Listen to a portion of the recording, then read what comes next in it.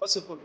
Thank you very much for us today. Um, thank you very much for welcoming us in this council home.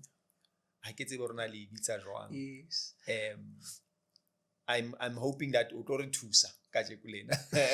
No, thank you for taking time to come and see us. We really appreciate it.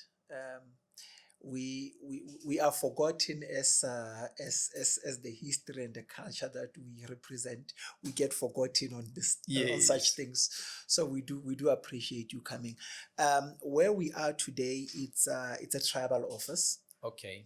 So it is where the community brings all their questions, all their needs, where they come to celebrate, where they come to ask for help, where also we go out and look at opportunities for young people.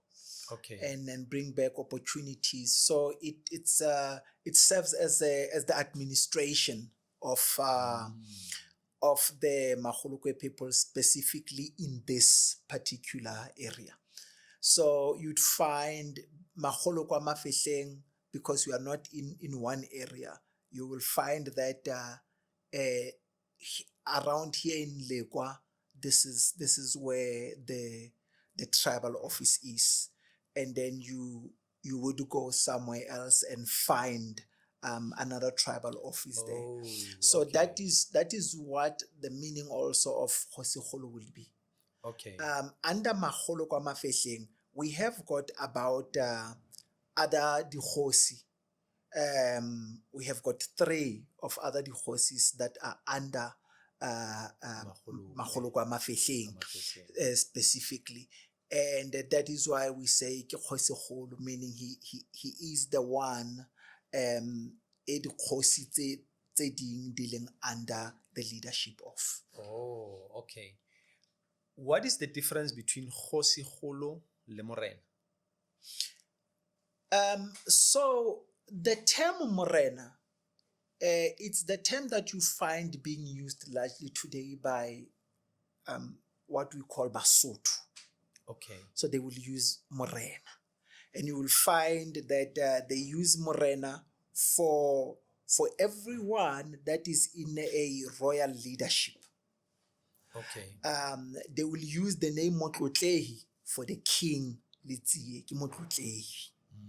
And then when you come into the more Tswana, more aligned, you will then find Kgosi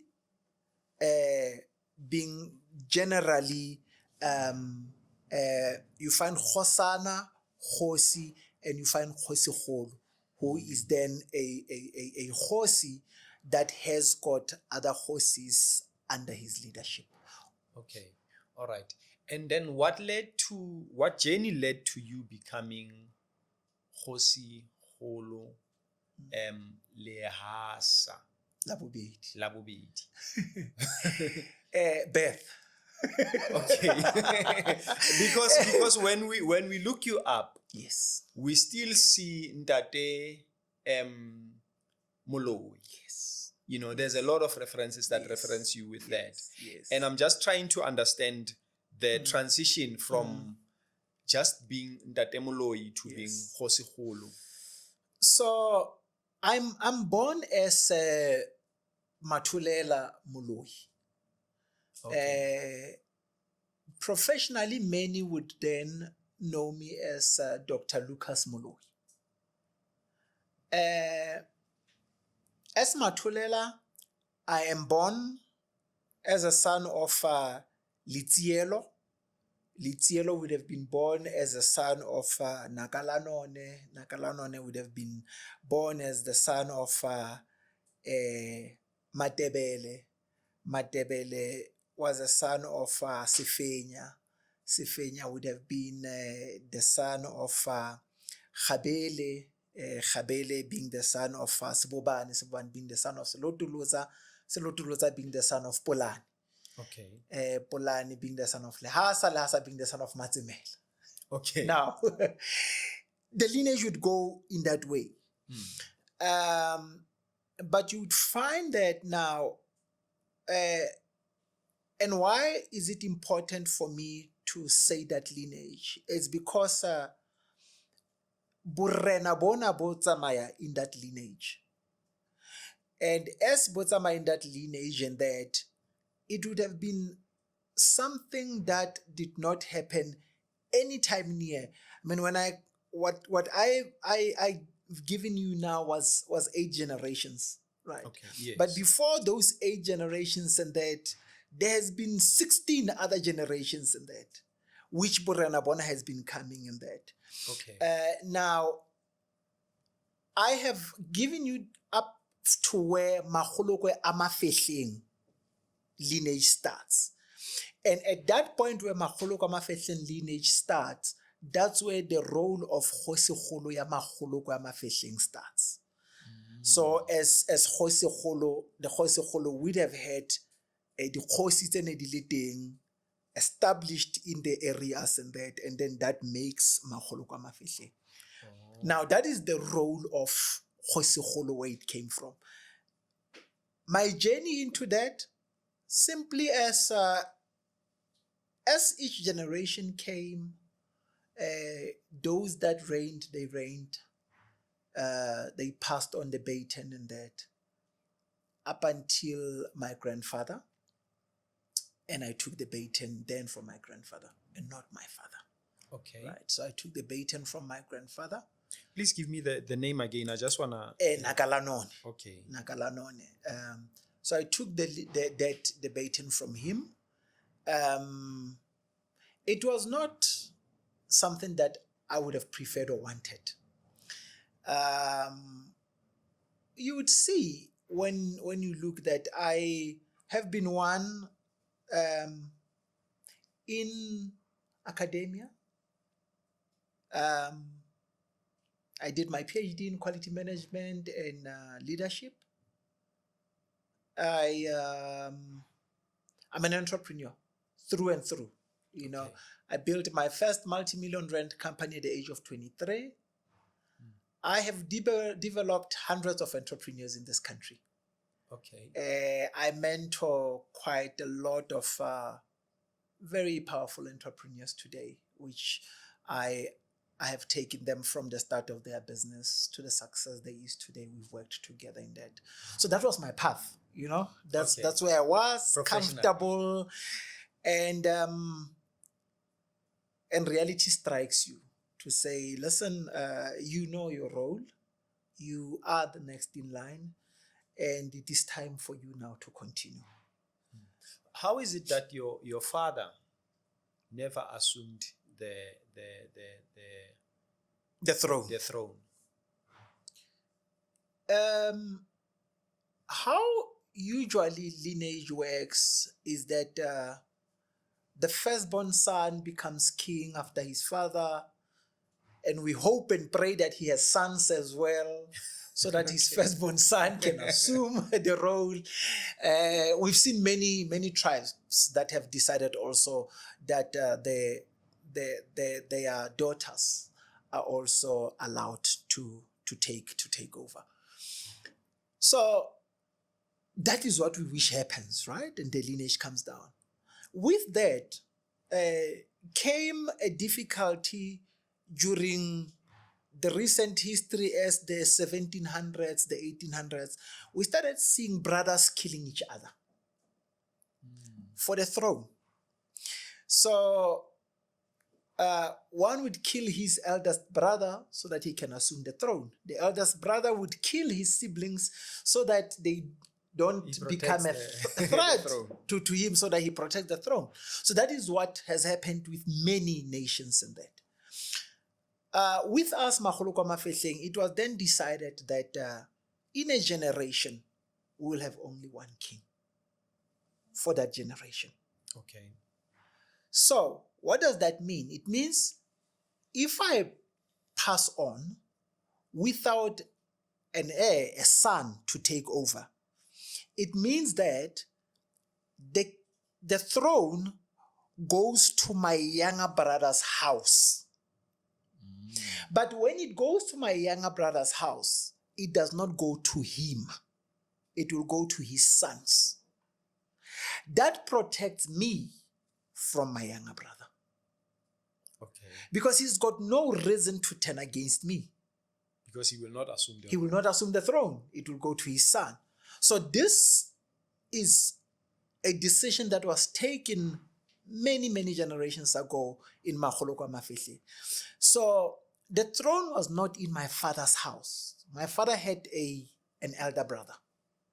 Okay. And his elder brother passed. And after he passed without having been married, without having kids. He was still young. And when he passed, then it would be assumed that the throne moves to my father's household. But he cannot assume it. I then, as his firstborn son, assumes the throne. Okay. Oh, okay. So I sit every time and say, our elders might have seen as people that were not educated and that, but they were very wise people. Their decisions and their strategies were very, very rooted, and that's what they came up with, to say, in order to stop these young men from killing each other because they still have got strength and everything, and that we must tell them, if you kill your brother, you are not going to, it will pass on to your sons. And at that time, most of the times, he still doesn't even have sons. So he still doesn't even know if he will have sons. So he cannot take a risk of killing his brother for what he doesn't even know. Okay. Magolokwe a Mafehleng. Yes. The word Mafehleng, it sounds familiar. King Hofehla. Is it coming from Hofehla? That's exactly where it comes from. Okay. So maybe perhaps that would allow me to give you a little bit of where these people come from, because then it explains this. And who they are, because it sounds like Ronar ke Basotho, but I can say if I'm there's a deeper meaning to. Correct. So who are Magolokwe? In around the years 1540 and that, you had a Kgosikgolo who was called, or a Kgosi that was called Tabane. Tabane was a brother to Mogale. Mogale is more popular because of places like Mogale City and all this. But Tabane was a brother to Mogale. Okay. A younger brother to Mogale. Tabane then had, these people were what was called Bakhatla.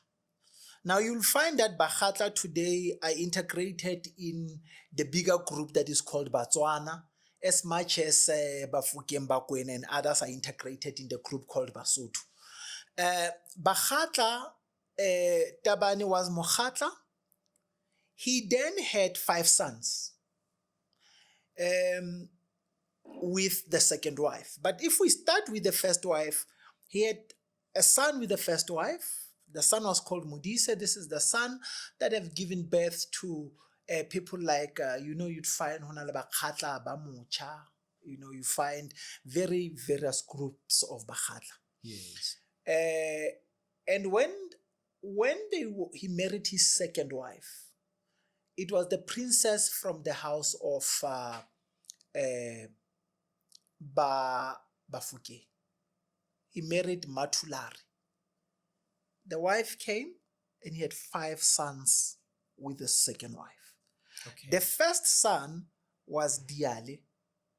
Diale is said to have been the one that founded what we call today Bapedi. Okay. And the Bapedi would say specifically Bakhatla ba Dithebe were founded by Diale. The second son was Khetsi. Khetsi gave birth to Magolokwe. Okay. The third son was Matsibuho. No. The third son was Khwadi. Khwadi gave birth to the people today that we call Batlokwa. And then it was Matsibuho who gave birth to people that were called Baputing. And then we had Musia, who gave birth to the people that were called Basia. Now, those 5 people, when you read them, you can hear, this is around the 1500s and that, there is no Basotho yet.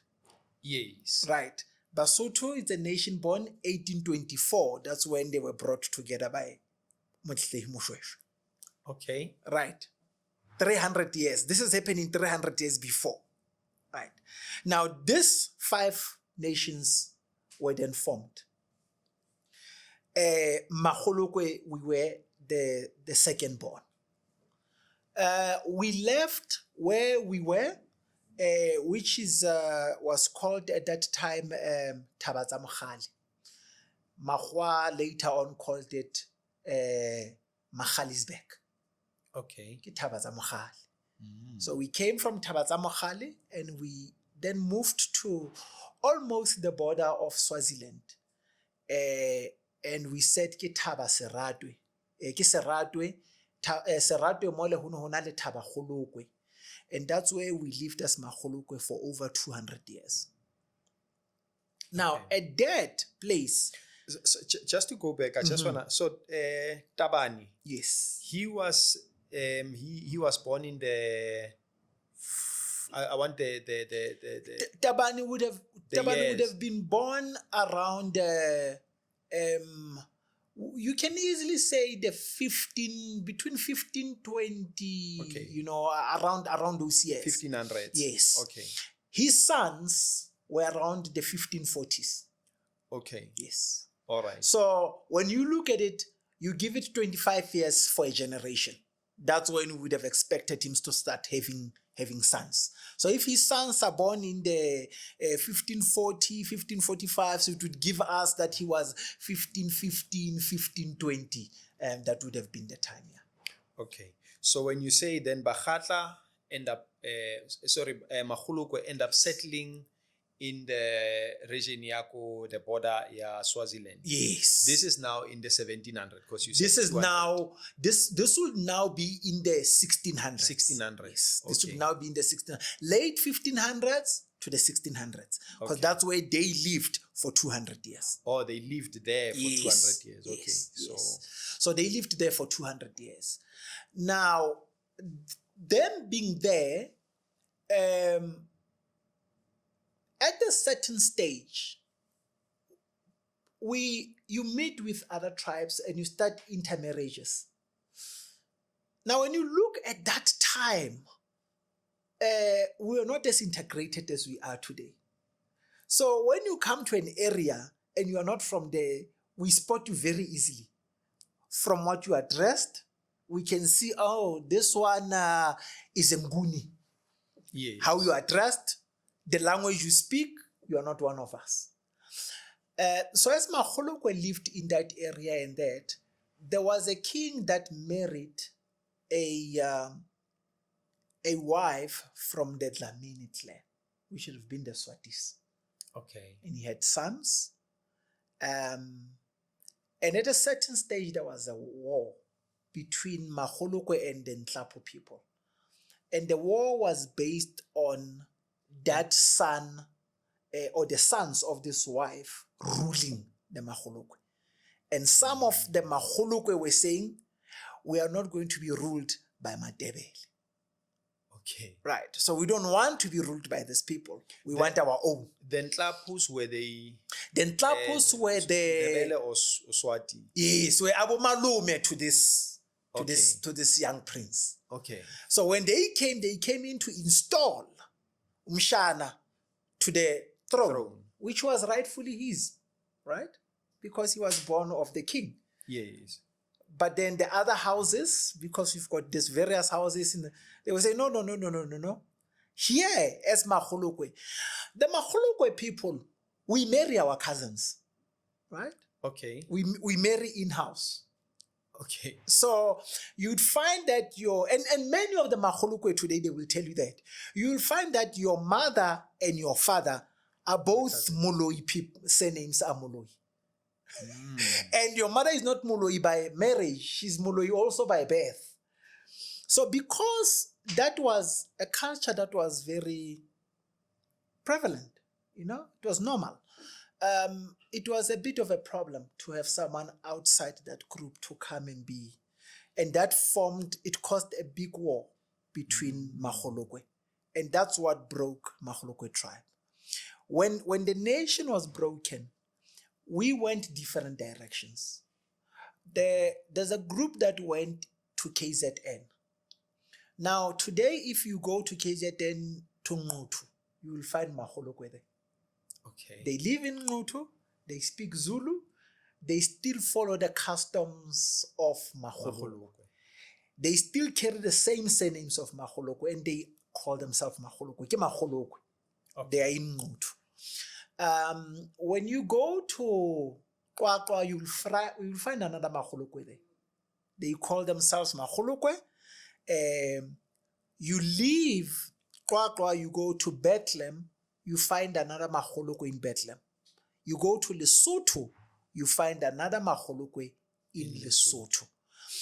We are the ones that came from there. We came towards what you call now, we passed Standerton. We came to a place that called Greiling today. And it was called Ntorwana. And we lived in Tabantorwana for some time. And that's where our founding king, which was, by the way, the crown king from where they came from the war. He was still a baby at the time. When the war happened, he was only 2 years. Okay. He was raised in that area. After initiation and that, they married a wife for him. And after he got the wife, he then was coronated. And from that coronation, then he was given to come and live here.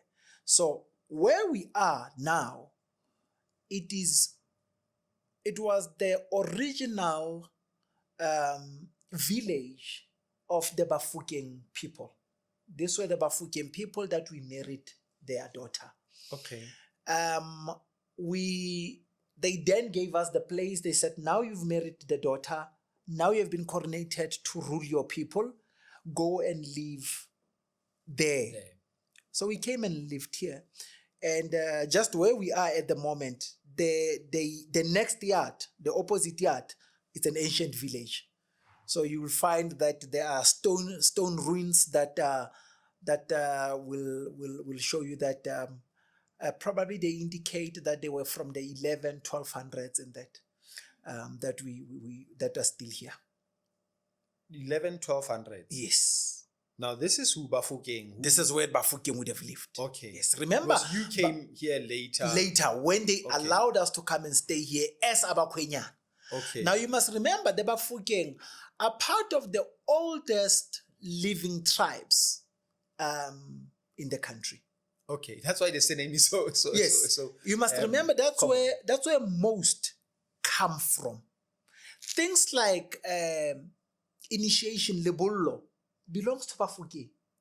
Okay. Right? They are the most senior ones. Lebollo ke la bona. So such things and that, and we'll get to that. Okay. But now you get this Magolokwe coming here, settling in this village. And as they are now staying in this village, you've got other Magolokwe in the other areas. Yes. And this became the identity. So when someone says, when the war has been fought, and someone asks, which Magolokwe attacked you? Oh. And then it becomes the ones by Mafehleng. Now, the name Mafehleng came from here where we are. The three rivers used to meet here. Okay. It was the Velge, which we called Namahadi. It was Legwa, the Vaal. The third one will come. But the Google people will find it quicker. These rivers were all converging here. And when rivers converge in the same place, naturally, they form a basin. because that one brings the water and this one brings the water. Yes. And then it starts spinning. It forms the basin. And that basin looked like someone has been steering the water because there was foam. And that's when they said, "Ke mafehleng, mo metsi a fehluwang teng." So that is then became magoloko a mafehleng. Okay. Those ones that just live by that basin. Okay. Yeah. All right. No, makes sense. So essentially, magolokwe ha se Basotho, strictly speaking. No. We say magolokwe ke magolokwe. Okay. If you wanted to patch us in any other tribe, you could say magolokwe ke bagatla. Okay. But we don't have any problem with magolokwe who says magolokwe ke Basotho. Because remember, when Motlotleng Moshweshwe was putting together Basotho, the magolokwe that found themselves in that part of the country became part of that Basotho. So when you speak about Basotho, you are speaking about there's magolokwe inside Basotho, there is Batlokwa inside Basotho, there is Bafokeng inside Basotho, there is Bakwena inside Basotho, there is Bakubung inside Basotho, there is Batlaping, there is Batswening. All these people that I'm counting are independent tribes. Okay. Bafokeng, Yes. they came here in the early, you said in the around 1100. The Bafokeng would even probably have lived internally even before, much before.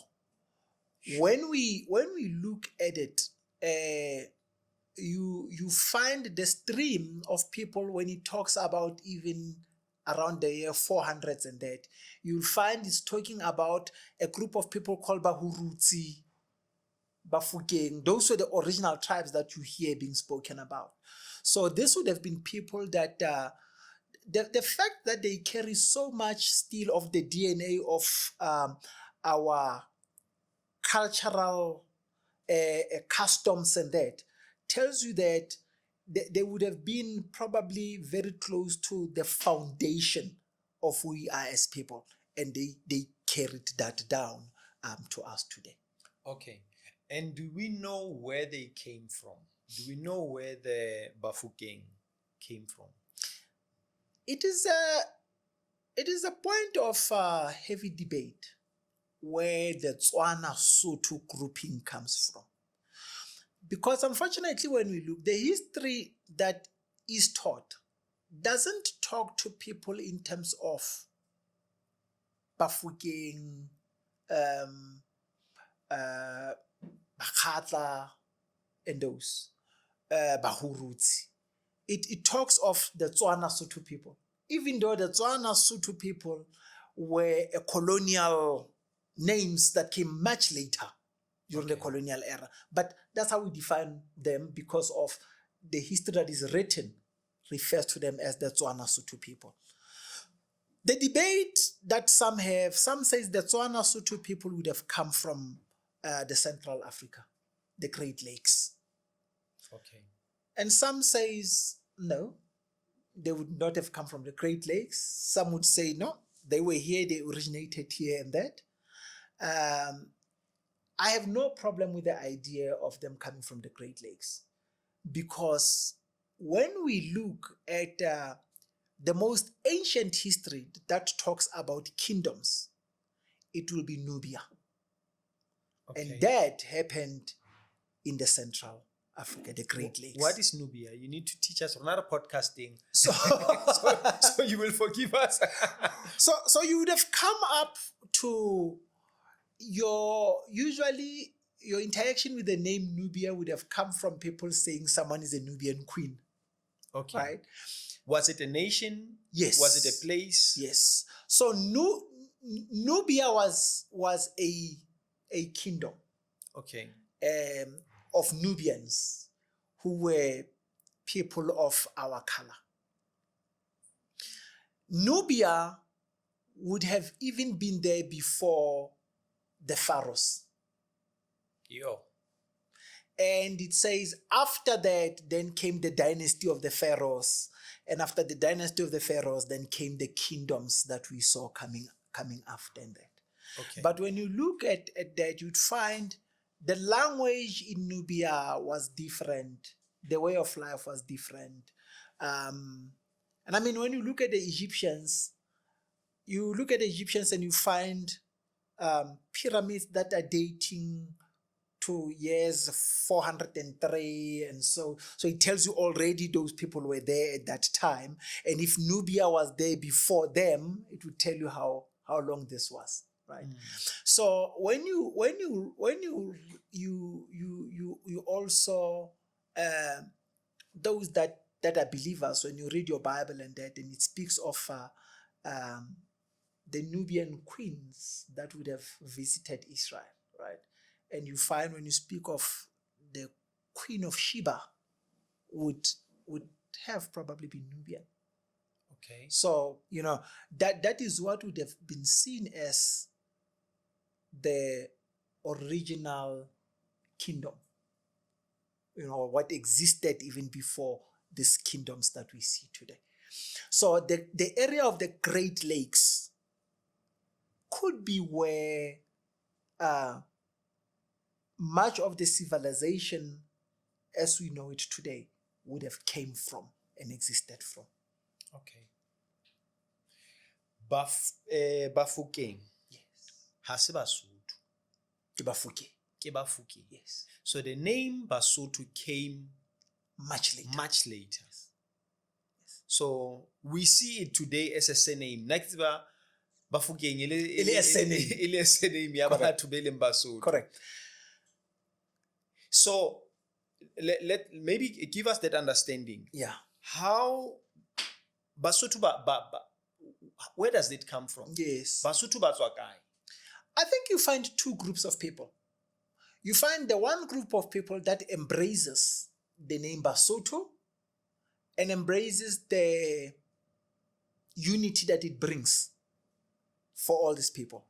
And from those people, you will find that some will say Basotho is from the word Basotho, which was meaning or was defining the color of the people, and they came together in Basotho under that. Okay. Then there are some who think that identity is important.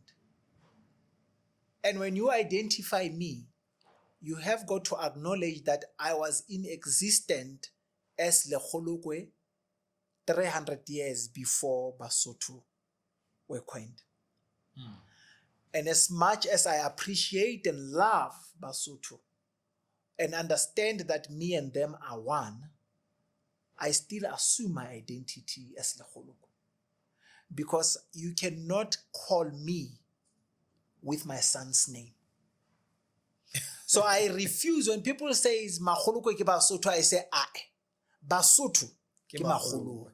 Okay, it's the other way around. It's the other way around, right? It makes some of the people angry, right? But it is how we look at things as people and what makes sense to you. 300 years later, you said Basotho. 300 years before, you cannot force me to adopt and be Mosotho when I am Lekgolokwe. Are Basotho my brothers? Definitely they are. A lot of things that they do, we do similar. A lot of culture we share. And we will share culture because it is the culture that I did when they were formed later on. They adopted that culture. The culture, okay. You know. Right. So when you look at Bafokeng, you find also Babangata. Now this is where you find our surnames being so unique. When you speak of Bafokeng, you will find Honala Bafokeng, ba Maotwana Bafokeng, ba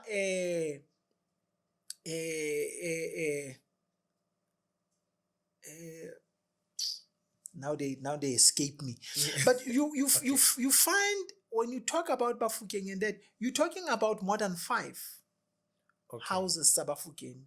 So they would have broken into different groupings. Yes. That then gets identified differently.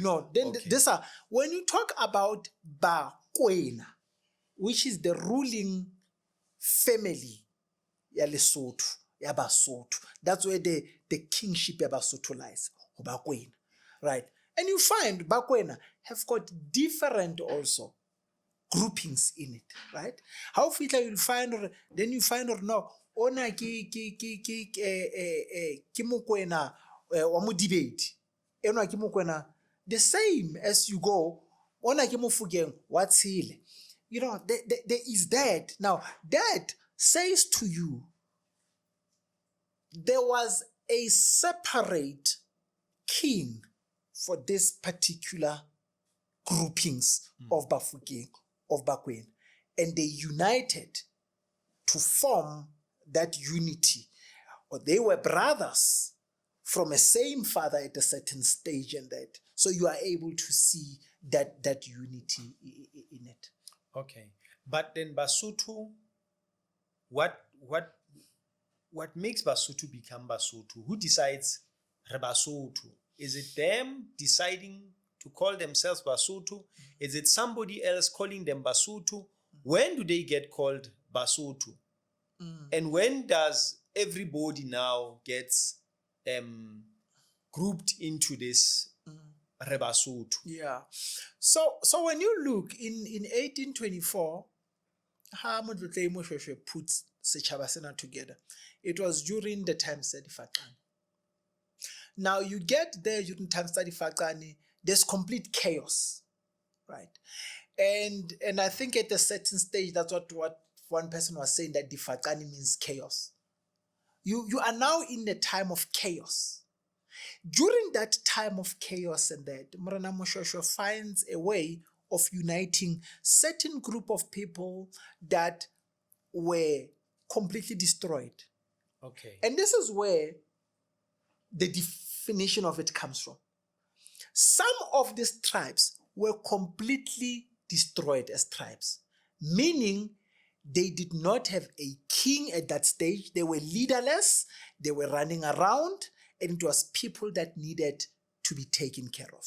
He finds these people, he brings these people together. He integrates them in his community. While he has this community and that, the more other smaller tribes, as they lose battles, as the kings die, as they find themselves in danger, they say, let's run to Moshweshwe. There will be protection because he's got the numbers. And they come and they pay allegiance to Moshweshwe. Some of them came with their kings, some of them came without. And some of the kings, they said, I will pay allegiance to Moshweshwe. And he gets there and he says, I will be Morenana under you. Okay. Because I can find land, I can find food, I can find protection for my people. Okay. So there is that happened. But you will then find also in that happening that there were other tribes where you find a certain groupings of that tribe went to Moshweshwe with a brother. Another grouping went with another brother. Now this grouping was independent. Okay. That one joined Moshweshwe.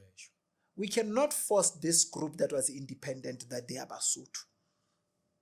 There's a grouping that became Basotho, but there's this grouping as well that was independent. So that's how this history happened.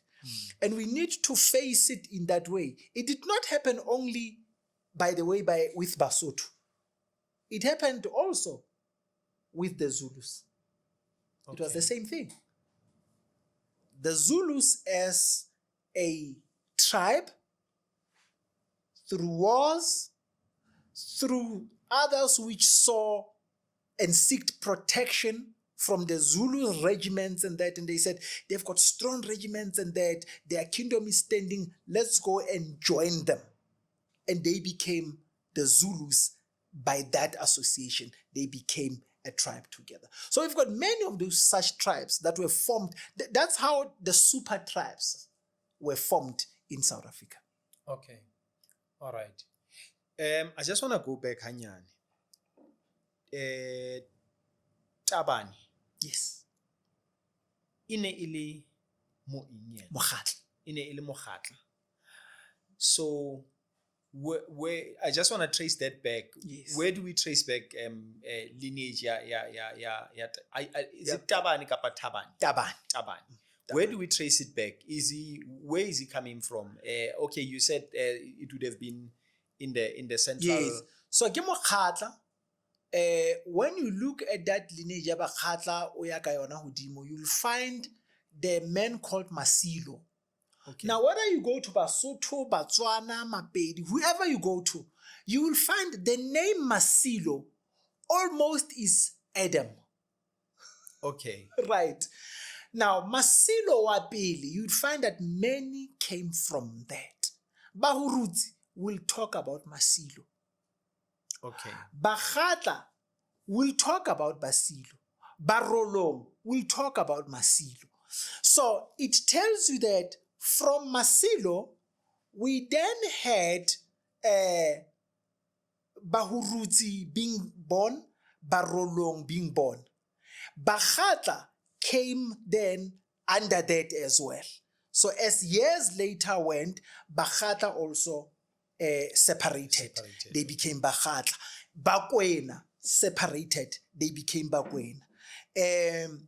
You had so the one near the separation near Bakwena came from where Bahurutsi and Bakwena separated, because this way were the same, and they separated there.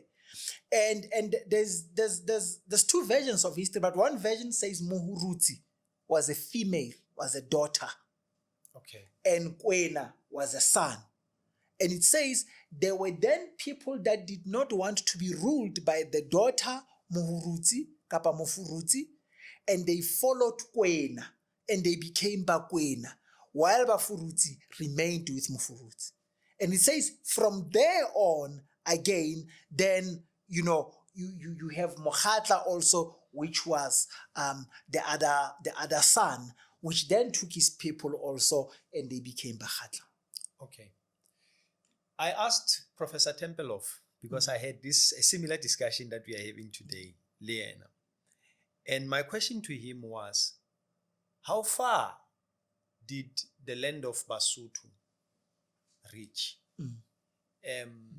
And he said it's like walking on a landmine because there's so many different perspectives about that. And I want to pose the same question to you. Yeah. As far as your knowledge is concerned, how far did the land of Basotho reach? My answer to you is this.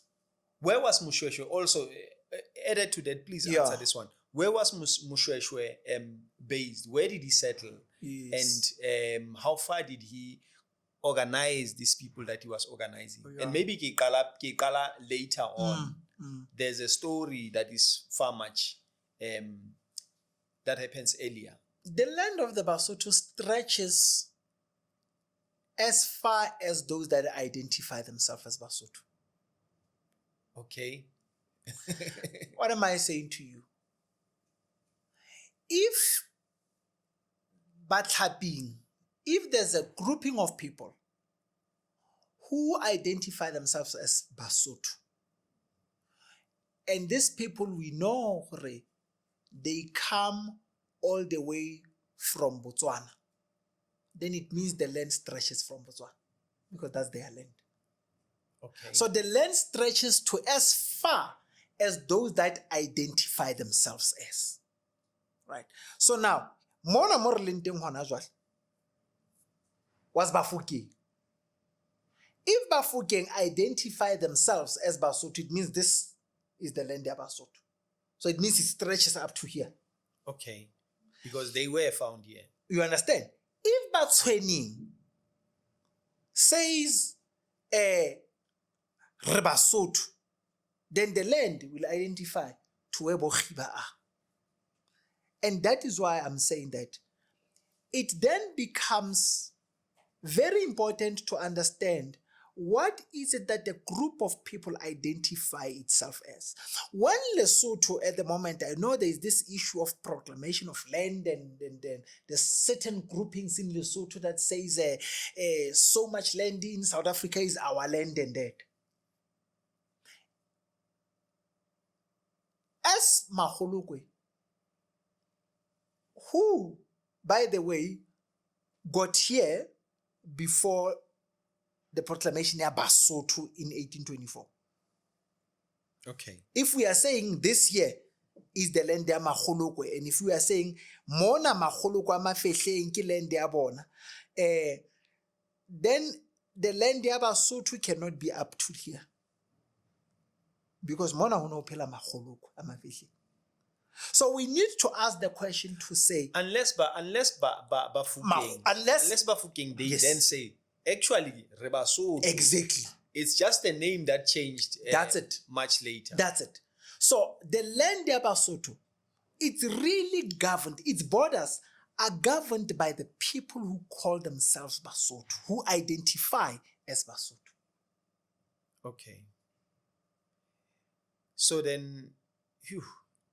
Now the debate of where does Lesotho end and South Africa ends and everything and that debate can be finished by only one thing. Only by one thing. Political proclamations, tsa land and everything and that, says Lesotho le fela mo Lesotho le leng teng kasheko. South Africa e kala mo South Africa e kalang teng kasheko. If we want to nullify that, ha re kgutlisetseng lefatshe ho marena.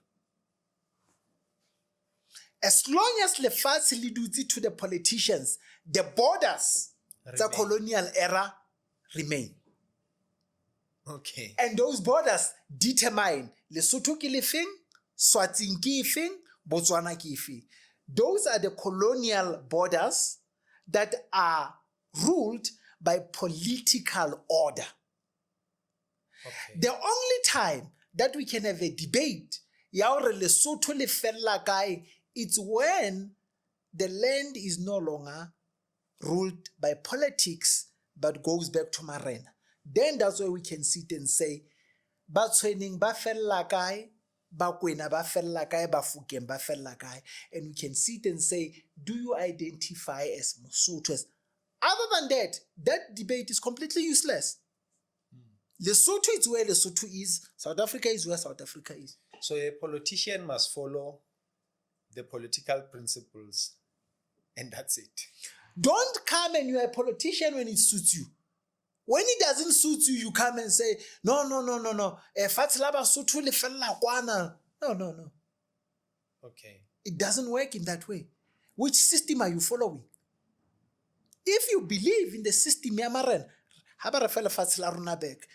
we will be able to tell them, and we lived together. Mind you, before this colonial era ended, we lived together. Because it never mattered. We didn't have borders. We had agreements. Ha di kgomo tsa ka di fula, ne re bua tsa hao di fula ho tloha mona ho fihla mane, tsa ka di fula ho tloha mane ho fihla mane. And if tsa hao ne di le ka haka, ne ke di tlisa ke di kgutlisa. So the minute we start merging the systems and we want to use the other one when it suits us, and that's where we will sit with such difficulties, and we will sit with professors that says it's a landmine. Because it truly is a landmine, because they are of a colonial system, and that they cannot make decisions on the royal system. So what happened? Did the politicians defeat the kings? How is it that the kings lost the rulership? Because I had this debate with the then I think at that stage he was was he the secretary Mbuiseni of EFF. Okay. At that stage we had this debate in Sharpeville with him. And he said that, that the kings were conquered. And I laughed to that sentiment. Okay. The kings were never conquered. Because number one, we have to understand, how did the political system start in South Africa? Right? Yes. If the kings were conquered and politics took over, it would have meant that the kings lost everything. They couldn't do anything anymore. They ceased to exist. We wouldn't be able to recognize them today. Right. Now, what happened then? In 1906, 6 traditional leaders left the country for England. With them, they left with the man called Josiah Changasa Gumede, who became, I think, the 4th president of the ANC. He was the founding member of the ANC. Josiah Changasa Gumede was the secretary of the kings. 1906, when they decide to go to England, to go and fight, negotiate for land with the king of in England at that stage, they took Josiah Gumede with them because he could speak English and they couldn't. Okay. This marene re buang ka ona was marena a Magolokwe and Batlokwa. Okay. 2 nations, Magolokwe and Batlokwa. Marena bona went. Letlatsa was Magolokwe, and he had his team. Liteka and his team from Batlokwa, they all came together. Let's go to England and fight for land. They took a ship which took 6 months voyage, and that they got there. Tried, negotiated. It didn't work. They came back. They arrived back 1907. 1907, when they got back into the country, they said, Gumede, tsamaya o lo lata makgolwa ba tshwanang le wena, makgolwa ba kgotsweng Okay. on this system ya maburu. Gather them together. Establish an organization like the one reborning in the UK, in England. Remember when they went to England, they were hosted by what was called the Brotherhood. Okay. They said, go and form something that is like what we saw in England, and then fight for land. That was the birth of what was called the African National Natives Congress, ANC. Okay. They formed that ANC. And after forming that ANC, Gumede and Boseme, Pixlika Seme and them were now the leaders of this. Okay. Later on, in Mangaung, then in Bloemfontein, it was changed to ANC. And ANC, being the mother of all the political parties that we see today in this country, were given birth by the ANC. Well, those of people who look like us in color. Now, what does that say to you? The formation of politics in this country was the idea, Yamaren. How were they conquered? You exist as a politician because they asked for your existence. And they gave the politicians, by the way, the mandate was simple. 2 things, dignity and land. That's all Marana asked from the politicians. When you look at the founding memorandum of the ANC, the founding one, you will hear what it says, where it talks about the national conference that chooses the president. That national conference that chooses the president, and that was presided by Marena. The kings were the ones to preside that. Okay. So the kings are the ones to actually decide or give a stamp of approval to who the president is chosen. That was the original memorandum when the party was formed. They had to bring dignity and land, but they did not. They went and they fought for the right to vote. And they got the right to vote. But, and that's because at some point, Marena loses the influence. And I want to try and understand that. How is it that now the kings have lost the power, the influence, the rulership that they used to have to now a politician, to a formation that they themselves formulated. How does that happen? The power ya marena lies in people knowing themselves. So marena can never be able to retain power when the people forget who they are. The power ya morena lies where? The power ya morena lies in a community. I have the community that trusts me with meetlo, masiko, and the leadership yabo. But that community has got to be here with me, right? When that community leaves me here and goes and finds jobs because a system requires them to find jobs, and they stay there and they throw away everything that made them who they are as people, as Morana Wabona, I have no power. Because if people don't believe in the culture that I stand for, those people can never respect me. Yes. Me and them don't believe in the same things. They think I'm backward. And that's where Marana loses power.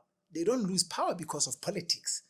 Okay. They lose power because of the change of the system. The politicians, to see that Marana still hold power, the politicians will remember Marana right now. It is election time. They will visit Marana kaofela, they will bring the khomu ba tlile ba tlo bona Marana, and bring the khomu ba tlo khonza ba dumedise ba acknowledge. So they still acknowledge, or Marana still have got the power, and they still acknowledge there's a big population that still believes in Marana. And what is scaring most of the people is that they are seeing more young people saying, perhaps I want to go back to who I was before all this. And I would like for us to talk about that. And maybe the approach should be from the standpoint, Ubuntu, which is a concept that we learn from Makgowa, unfortunately, today. I'm trying to think who taught me Ubuntu, and I can't think of a black person that I sat down with and said to me, Vuyani, Ubuntu, into e kanje. It's something that I learned from, yes. And I would like for you to, perhaps, I'm not sure Crystal or Naonal Nakwikai, I hope there's still a good time. I would like for us to go into the governance before ANC and talk about the justice system then, talk about the leadership then and how it was, and then go into the commerce back then. What was commerce like? Because now for me as a young person today to say I want to go back to that, I must understand what was that system in the first place.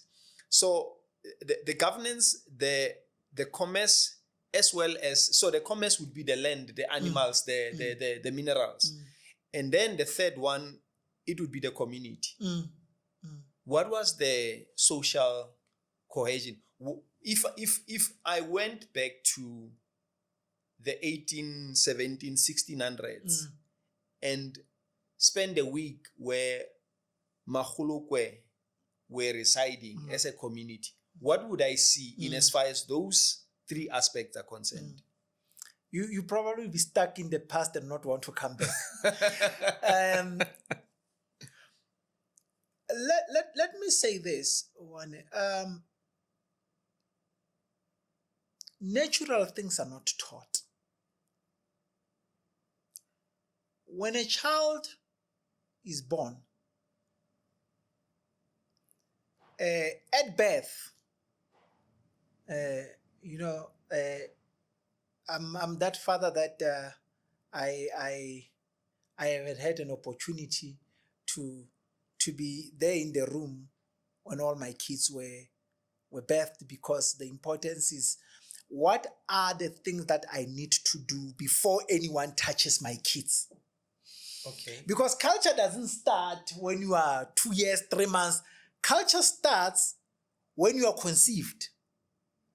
And we follow that culture and tradition up until the day we put you back into the soil. So that part where the child is birthed, is born there and that, there are things that needs to happen that define who this child is. That's why I have to be in that room in that. Okay. One of the other things before I answer your question was that when my daughter, my other daughter, Letlotlo, was born, after the whole process and that, I went to them and I said to them, can I now have the placenta of the child and everything? And they said to me, we don't give the placenta. I said, no, listen. For every child of mine, I have buried their placenta back home where the royal crawl, and I need the placenta. Okay. And they said to me, no, you'll have to go to the police station.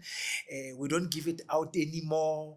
You go to the police station and then you do the affidavit and you blah, blah, blah, blah. I said, that's fine, I'll go do the affidavit. The reason that they don't give away the placentas anymore is that they use it in the medical field. There's a lot of medication that they use the placenta for. Okay.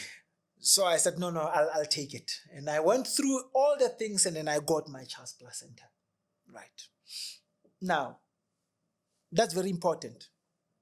Why is it important? Because in my culture, when we take your placenta, and then after that, we take the umbilical cord after it dries up and falls off, and we take the first hair that you have, and we take all those things, and we bury them in the crawl, we saying you are one with the soil. We marry you and the soil you come from.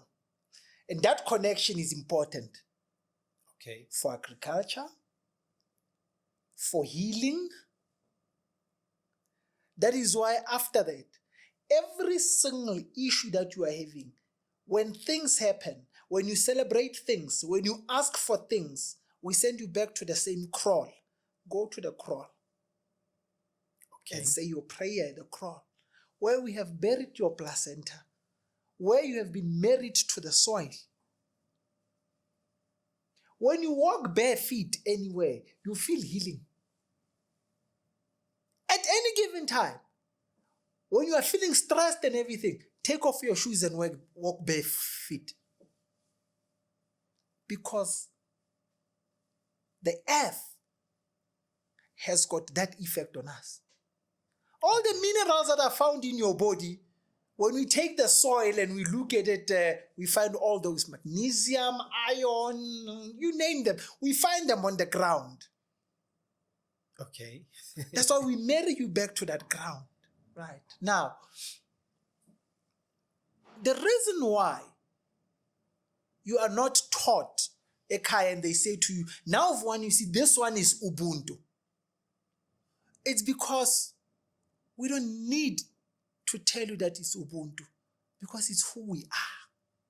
You see, the reason you find those white people talking so much about Ubuntu and every time preaching it, and when something happens, this is not Ubuntu, and the reason that you find all that is because it's not part of those people.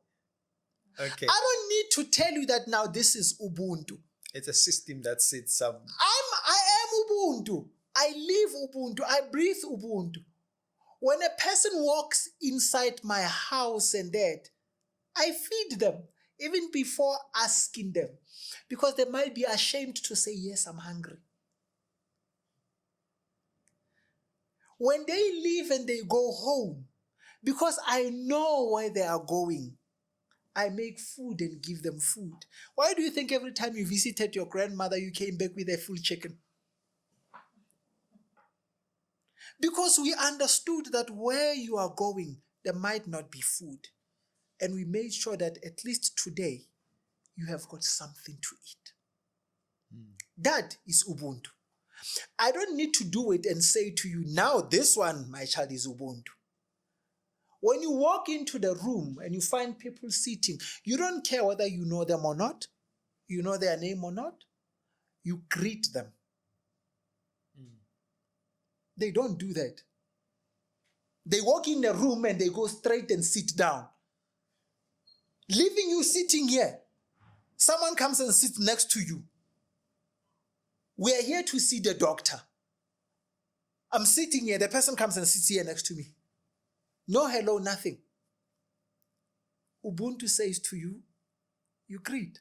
Nobody had to say to you, this is Ubuntu, you do it.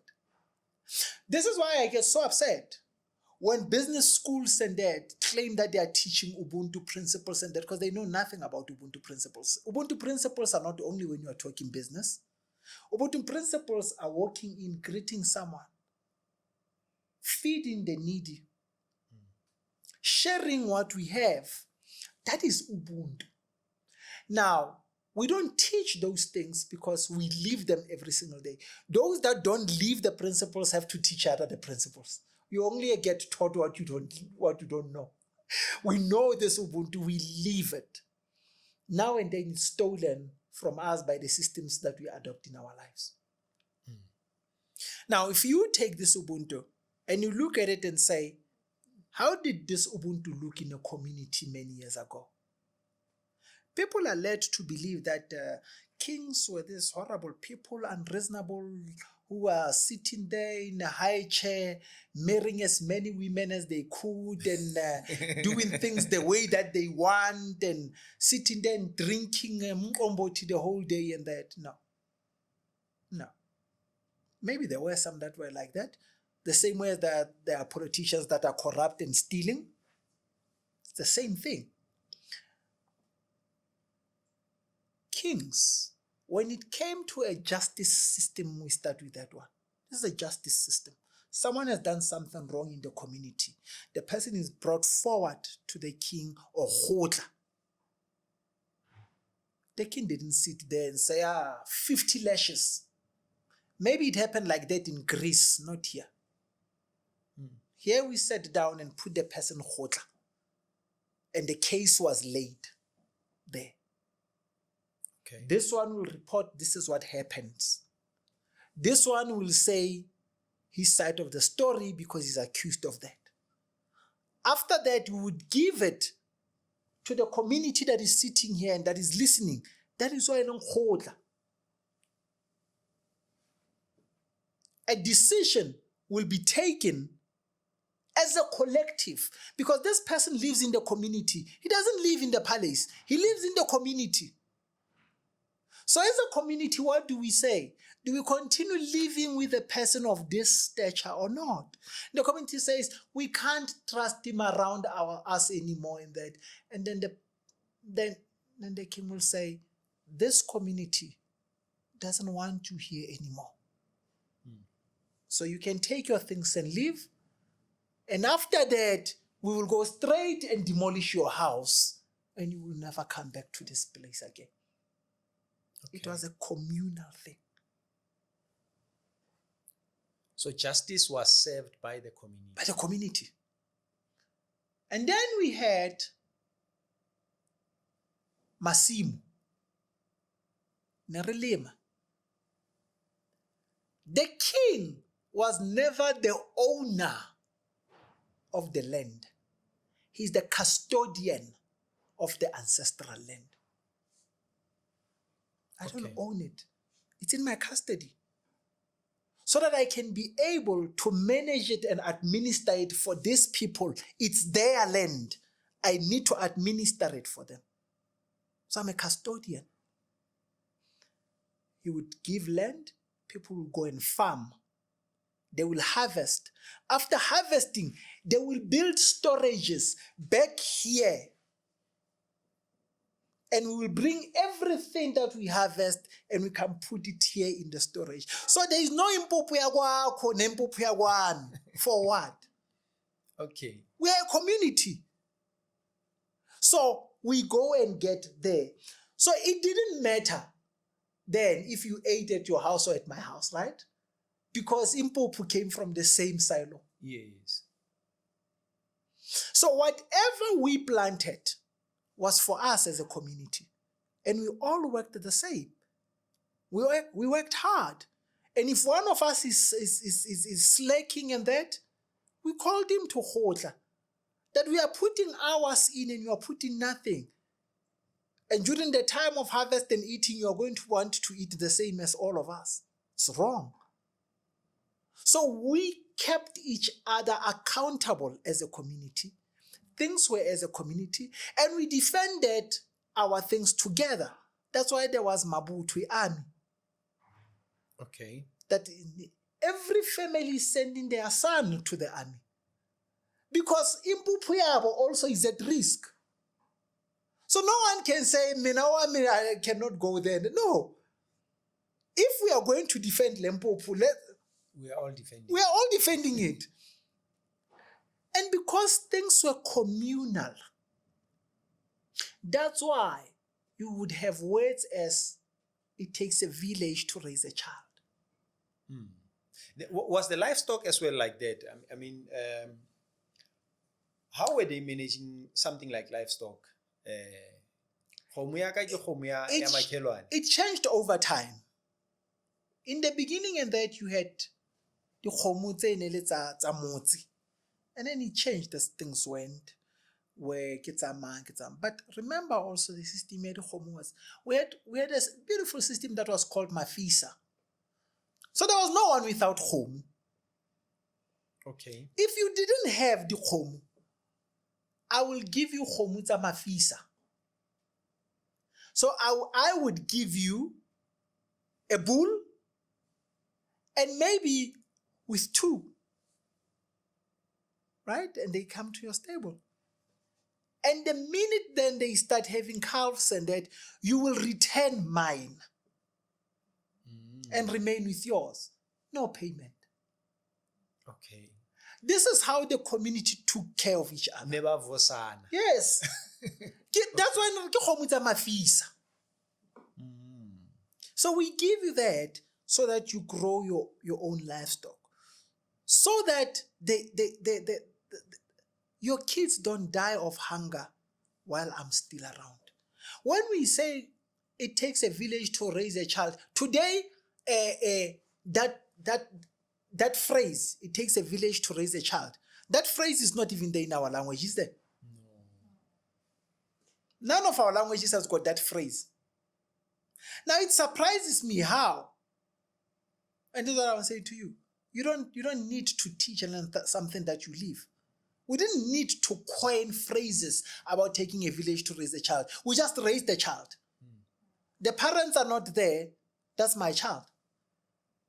If that child is doing something wrong and that, I'm not going to go and ask permission from your parents and that. I'm going to give you a hiding right now. And when you get home and you are crying and you try to report me, you are going to get the double hiding. Get another one. Yeah. So this is how the village would have worked. We were very also clear of who is good at what. And those people did that for the village. Now, there's this thing now that we have taken and adopted. Men are farmers, right?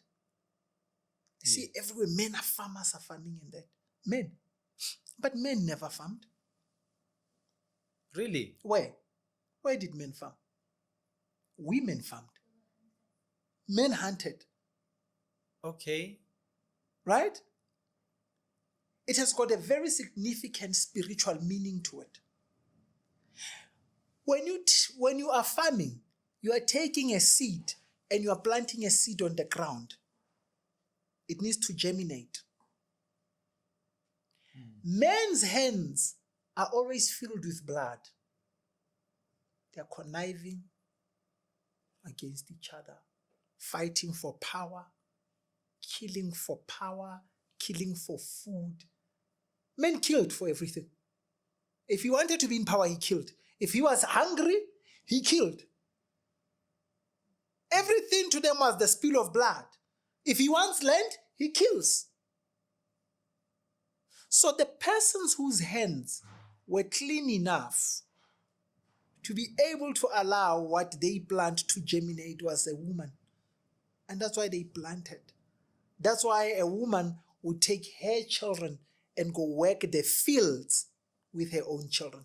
Even today, if you go to rural areas and that, you'll find that it's the mothers with the hoe that are farming. Farming. Okay. And that is what they did. Men went out to go hunt, to go fight wars. That's what was happening. So a son would only farm the land as long as they are under the care of the mother. And then at the point that is old, you come back,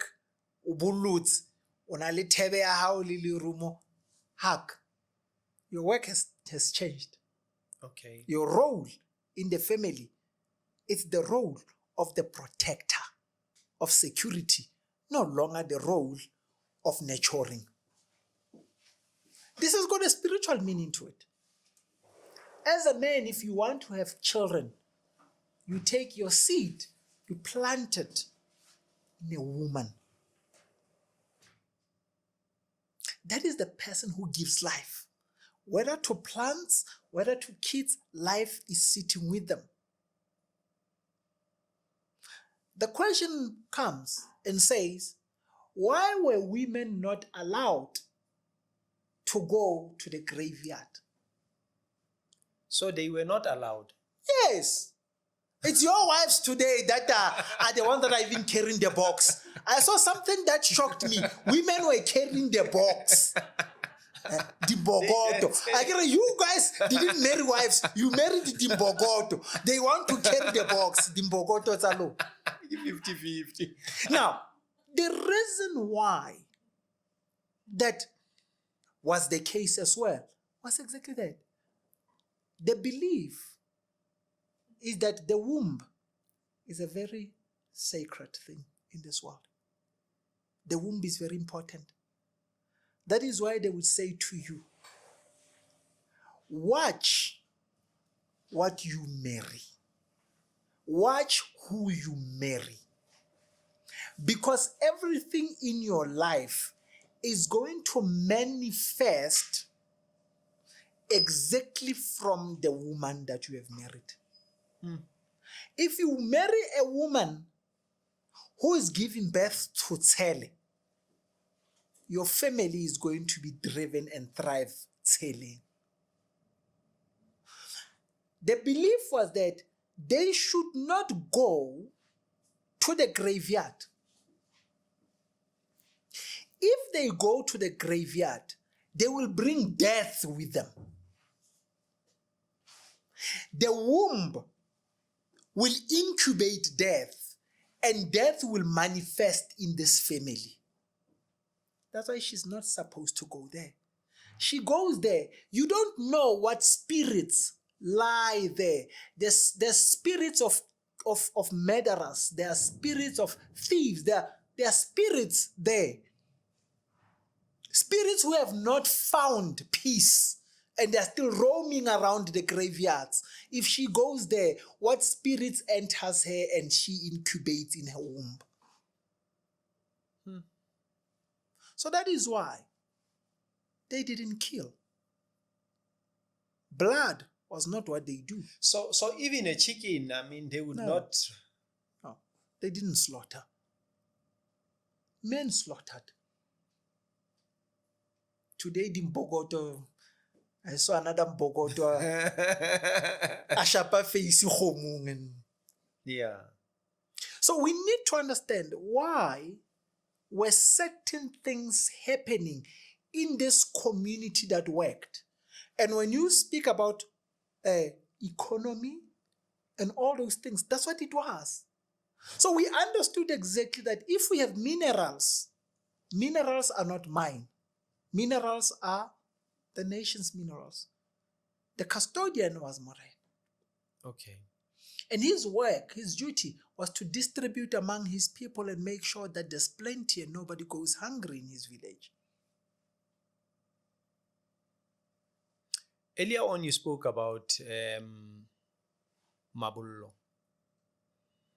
This is one of the things, I'll be honest, not growing up in Vanderbilt, my observation ya lebollo has been quite honestly very negative because of what I see happen with people ba tswang lebollo. True. What was the significance of lebollo back then? And what was it meant to do and achieve back then? How long do people go lebollo now in your area where you are? 1 month. What can you teach a person in 1 month? It's 1 month if they are lucky. It's 3 weeks. What can you teach a person in 3 weeks? Hey, not much. When you go to Lesotho today, lebollo is 6 months. Okay. Right. You cannot do a lebollo. How could a lebollo? How tsebe le thoko ya heno and then you say o bollotse? What does that mean? You go there to learn the lineage, the history, the significance in songs, marena o busitseng. You go there to learn about who you are. When you come back from lebollo, you must be a very useful part of that community. You come lebollo to be the one to protect your sisters, to be the one who comes to protect setšhaba se o tswang ho sona, to be the one to come and protect dipina, meetlo, dithoko tsa mo o tswang teng. You don't come mophatong ho ba boss. When we sent a person there, we sent the person there to learn how to take care of the family, to learn the rules of the community.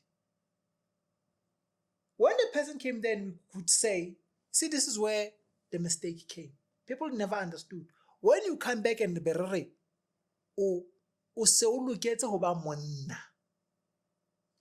We meant we could now marry a wife for you. Because now you have learned the responsibility of being a man. Now we can marry a wife for you.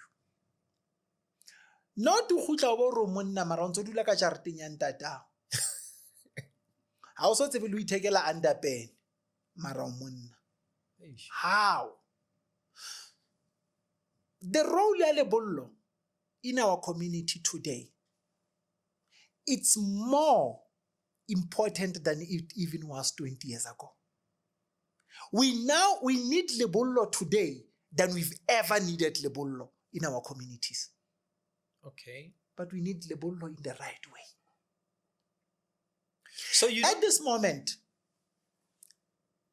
we, as a society, a couple of years ago, we initiated one beautiful program called Take a Girl Child to Work. Yes. Beautiful. We empowered our girls. A lot of them today are wonderful women with no husbands. And will never have husbands. Because we have taught them that they don't need husbands. A husband and wife is a natural phenomenon. You can never pat yourself at the back and consider yourself having done well when you have taught your daughter that she doesn't need a husband. She needs a husband that will protect her, love her, and respect her. Now, we took our daughters, and that's what we did. We developed them. They grew up into independent women that don't need husbands. And then we've got our sons that we left at home when we took the girls to work. And they learned how not to work, how to be useless, how to be violent. Now they come back. they meet these women. And for the first time in his life, he's got to work very hard to win a woman. Very hard. This is a woman who knows what she wants. Brilliant in all ways.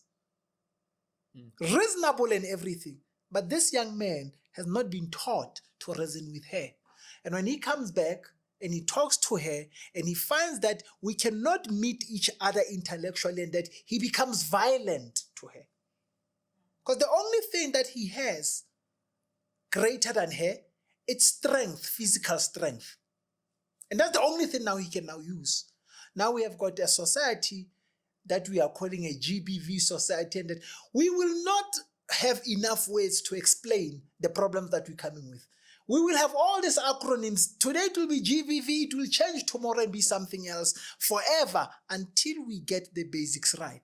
We need to take whether lebollo, it's still the traditional way, ya lebollo le ne re le etsa la ho ya thabeng, or we adopt lebollo and adapt it into something that we are able to do today. Lebollo is needed. That taking a girl child to work was lebollo. Okay. So we need to ask ourselves a question. What type of lebollo do we need today? I still say the traditional way ya lebollo still works, and it's still the one that we really need very much. We need batswadi who take responsibility of their children. Considering today's dynamics, I mean, how do you, and I think you mentioned something about the period and the duration that lebollo takes. But when you think about today and the context, yakajenu and time, do we have 6 months to take someone lebollo? Should we be, is there no efficient way that we can maybe relook at the teaching or training of a child? We probably will need 1 year to take him lebollo. Okay. Things that are important. Is it something that should be integrated into the education system? It should be done. Okay. Things that are critical to the nation, we should treat them as critical to the nation. Let me ask you this. When the apartheid government was in South Africa, what was compulsory for every child? For every boy, what was compulsory? Military service. Military, yes, when they finished their matric, I think. Every single one of them. They would not be accommodated in any university, in any school, in any job. They would not do anything until they go do their compulsory military service and come back with their certificate and say, here is my certificate, I'm being released, I served. That, 1, it gave them order. 2, it gave them discipline. 3, it gave them soldiers that they needed to suppress us. Why haven't we done anything like that? Why can we not do that? When you go to Mpumalanga and that, during the season, ya lebollo, la Mandebele, every single school, every single person knows whether they have to go 3 months, 6 months, and that it doesn't matter, they will go for as long as it's needed. You can adapt your syllabus to come and accommodate that when they come back. You know Reabolla. As an educational system, why haven't you integrated that into your systems? Why haven't you made sure that there is a month, 2 months, 3 months, 4 months at a certain time? We can do it after matric. Go and do your matric and finish. That's probably even the best time. If it was by me, let them go to school up until 18 years. Matric at 18 years. Immediately, how can you matric exam how fell? Well, after 6 months. Or sleep. Or sleep. How old also 19 years? You understand the decisions to have. and why o nka di-decision tseo. Then we can send you to university. What went wrong? Where did the the concept or the good idea ya lebollo go amiss? Because today what we are seeing, and now I see it every day, motho ya lebollong khutla tsuba matekwane, o ya lebollong khutla a phamisa di-6, which is for me, I mean, it then defeats the purpose. I don't understand why. The first one is the first one that got wrong is the question of lebollo ke la mang? Who does lebollo belong to?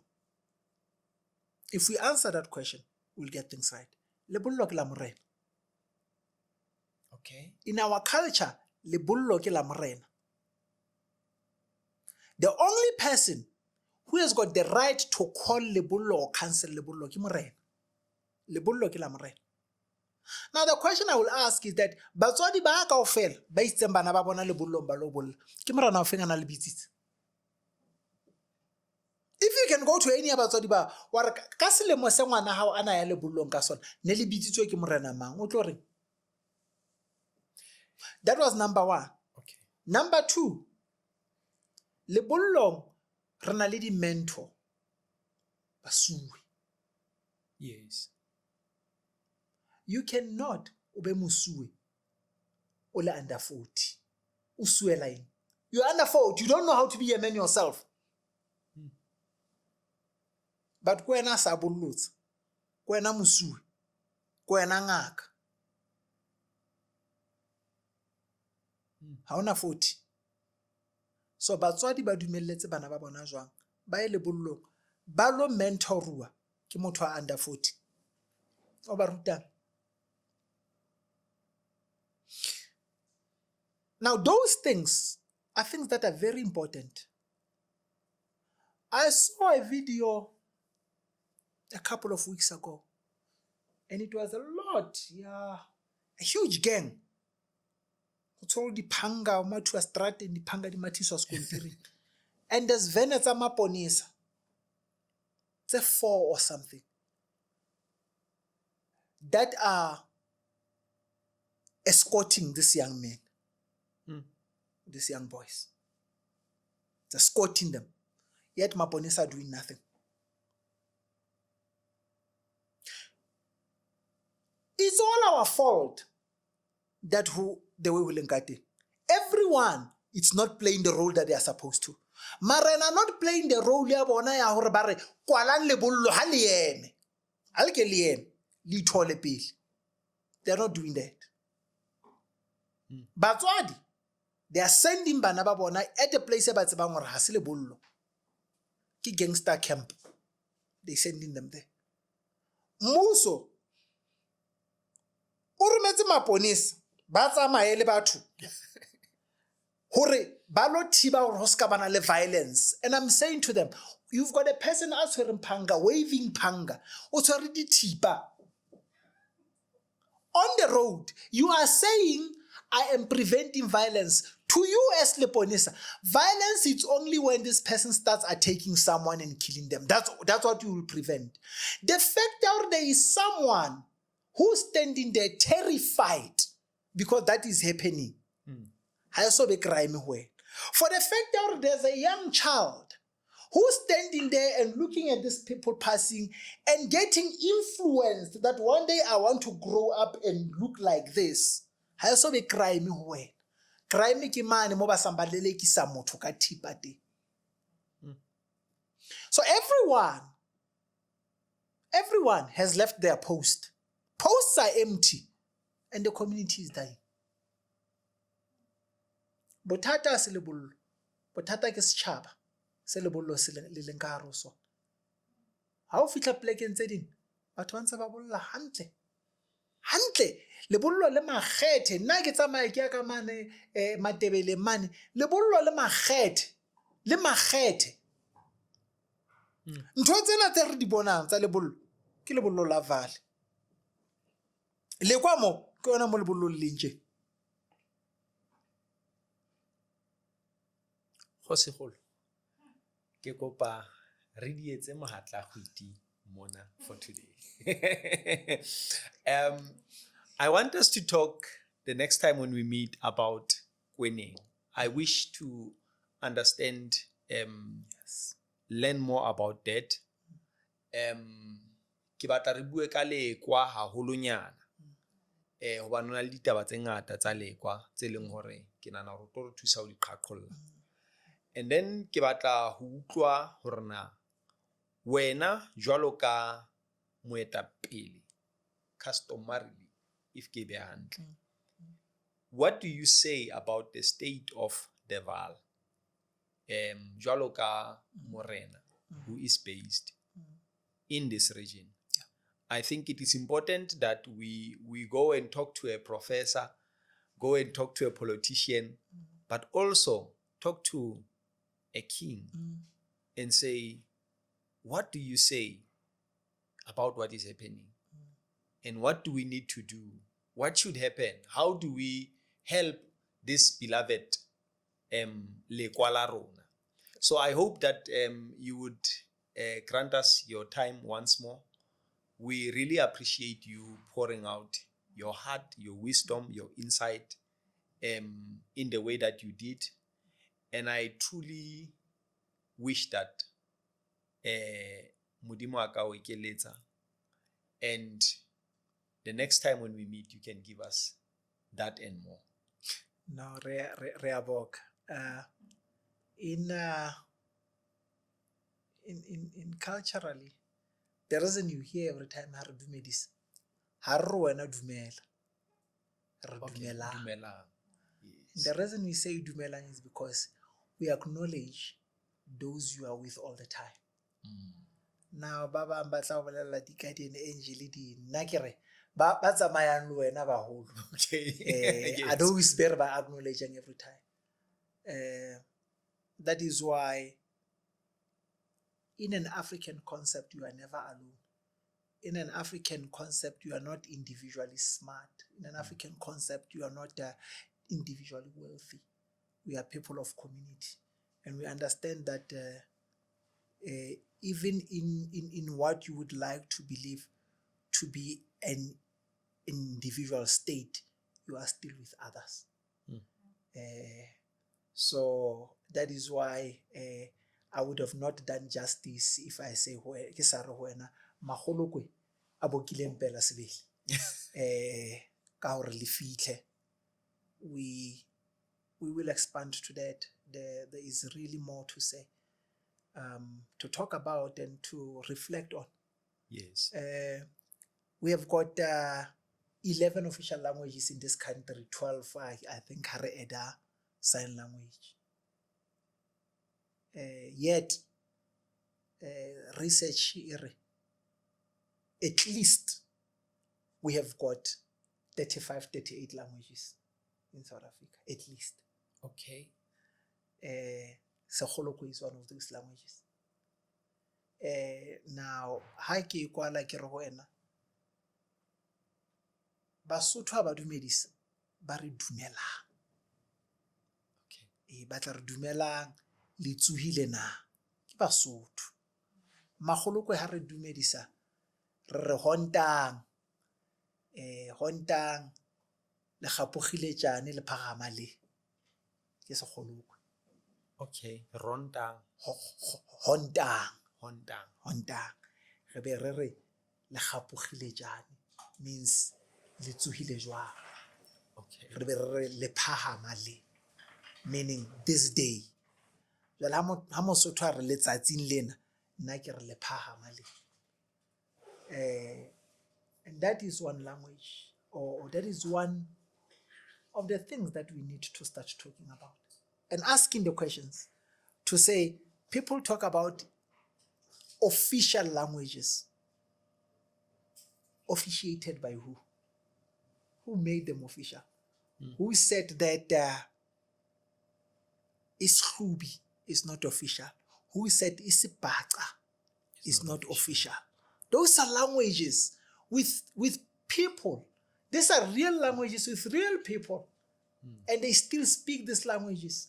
Who said Sekgolokwe is not official? Who said Sexhosa is not official. Magolo kwa bokileng pela sebele. All right. Re lebile haholo le rona, and we have a token of appreciation. We have been taught, or we have been told, or you never see a king without a token of appreciation. So this is our token of appreciation We are grateful. to yourself We are grateful. and the council. This is a calabash Yes. that is made of steel, Beautiful. a symbol of strength. Yes. The containment itself, it's a symbol of knowledge. It's a symbol of culture that is contained, that needs to be passed on to the next generation. And you will see there's leaves, which is a symbol of a community that is making up this community. Definitely. That is beautiful, Aruna. And this is our token of appreciation to you from Let's Check In family. Yes. No, we appreciate it. We magolo kwa boka. We appreciate it. You know, when I look at it, I'm sure you have seen her habasila. Yes. It is in the same shape and that. So you're able to feed others from it. Yes. It will be treasured. Magolo kwa boka, it will be treasured. We are very appreciative. We are very appreciative. And I really wish that the young people of this country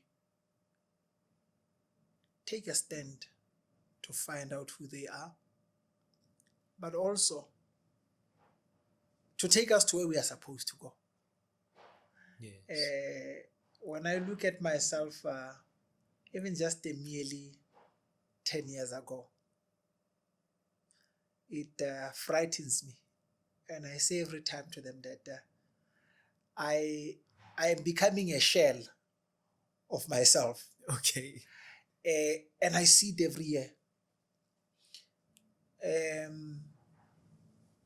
We don't understand the power of young people.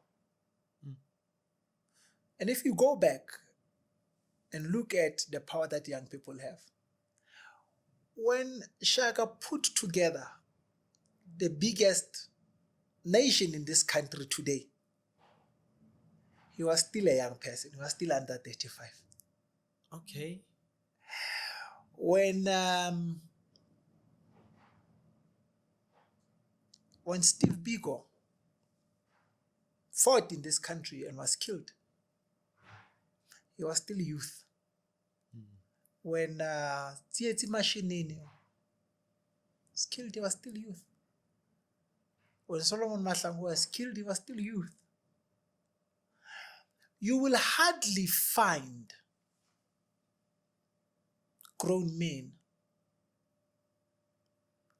taking a fight for what is right, because they've got now families to think about. The burden on their shoulders has grown. It is young people who find themselves always at a favoring stage of history where they can change things and rewrite history. If you haven't rewritten history after 35, the chances of you writing history are very slim. It is at a stage where you still have got the energy, you still have got less to lose, and you still have got no fear of repercussions in your heart. The elder you grow, the more fear of repercussions grow.